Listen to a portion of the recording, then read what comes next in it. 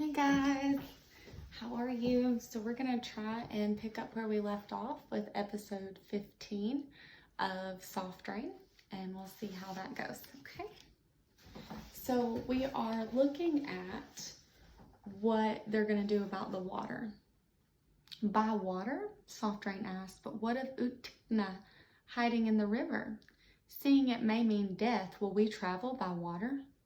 Aunt Key put one arm around Soft Rain and the other around Mother. Humph, she snorted. Maybe the stories of Uktana are only stories. While Mother and Aunt Key told the news to the women in the pen, Soft Rain told the children. Some of them, hollow-eyed and pale, only stared at her in silence. Others screamed in fear. Later, while Mother and Aunt Key talked together, Soft Rain tried her best to close her ears to the sobs, moans, and wails. The sounds of frightened women and children. She was frightened too, more frightened than she had ever been. Suddenly she cried out, Father would not leave without finding us. We can't leave without him. The young chief. During the next 2 days, Soft Rain watched in disbelief while everyone prepared to leave. Aunt Key carefully wrapped green fern's soiled dress around her mother's moccasins. Aunt Key's own moccasins were worn thin. She would not be able to walk across many mountains and valleys in them. On the last morning, Mother packed their cups and pans in their blankets, making a tight bundle smaller than the one she had carried before. The smoked meat they had brought was gone, and the soldiers had taken Mother's knife. Soft Rain didn't see Father's tobacco pouch. Biting her lip to keep from crying, she retied Pet's rope around her waist. The soldiers were shouting, Get in line, hurry, move along. When they opened the gate, the people rushed toward the wagons, clambering to get on. A soldier standing in each wagon pushed most of them away. Only old ones and little children, they bellowed, grabbing the arms of the babies and grandmothers. I want my baby back, a mother wailed, clinging to the side of a moving wagon. Mother, Aunt Key, and Soft Rain were shoved to one side, where they watched each noisy, crowded wagon pull away. Soft Rain covered her ears with her hands. 3 old women stood near the last wagon, weeping and waving to their loved ones as the wagon rattled by. Why can't they ride in the wagon? Soft Rain whispered.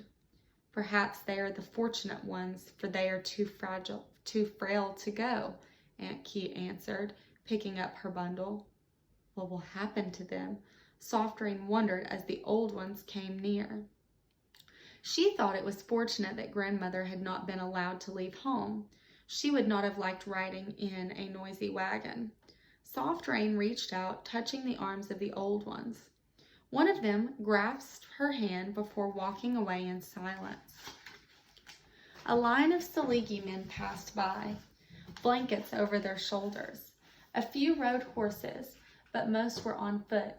2 chiefs wore brightly colored turbans on their bowed heads. No one spoke. The sun was as high as the heavens before Mother, Aunt Key, and Soft Rain joined the other women behind the men, horses, and wagons. Some of the women had no moccasins. How far would they be able to walk?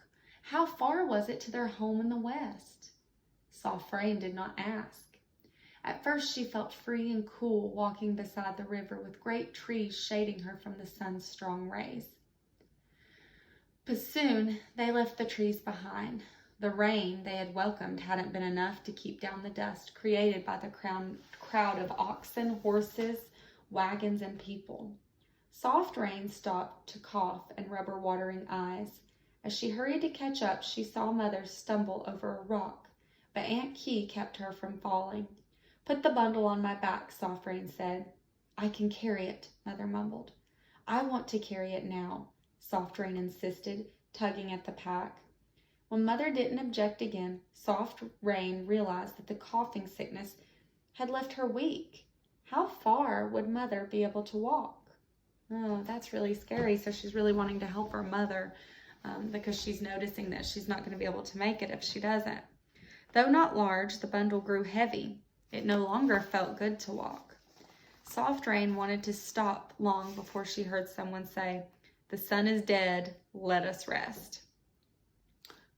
that's a metaphor, right? The sun can't literally be dead. The suns went down. Finally, the wagons halted. The animals snorted and a horse neighed nearby. Soft Rain could hear children whining. She was surprised to see a young chief ride quickly past them. Before they had unpacked their belongings, he came back. "Where are the soldiers?" Aunt Key asked him. "When will we eat?" "Some soldiers will lead us, but the real people are in charge now.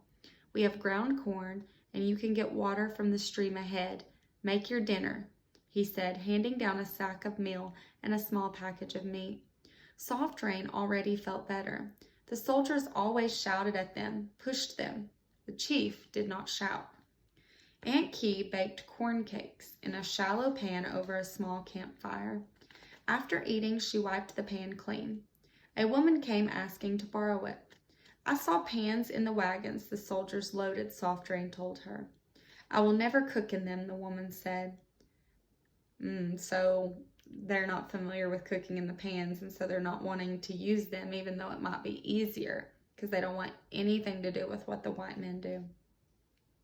That night, lying on the ground under a blanket, Soft Rain pondered why Saligi and white people did not get along. Right? Good question. Why don't they? They're both people. She understood that her people hated the soldiers for taking their homes, but she didn't understand why the soldiers seemed to hate them. And why didn't she hate the soldiers? Aunt Key did. Aunt Key probably does because her daughter died as a result of what the white men were trying to do. That would be hard to get over. She smiled, remembering that Aunt Key had talked with the young chief that day. She had never talked with a soldier. Soft Rain looked up at the half moon. She counted stars until she dreamed. And we're going to stop there, and I will see you guys